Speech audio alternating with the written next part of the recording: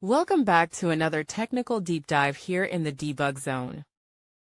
Today we're tackling a big question and breaking it down with insights from other users. Hopefully this clears up some misconceptions and helps you get the answer you need. So buckle up, stay a little curious, and let's jump right in.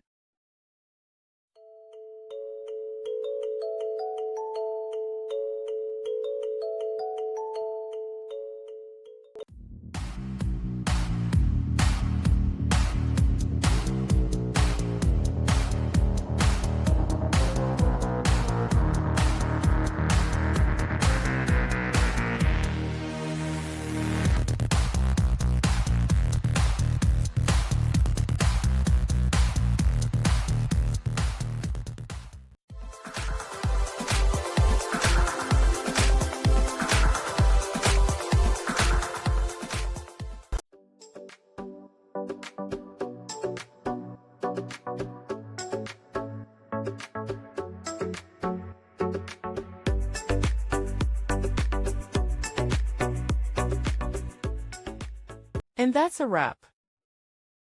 I hope you found the answer you were looking for.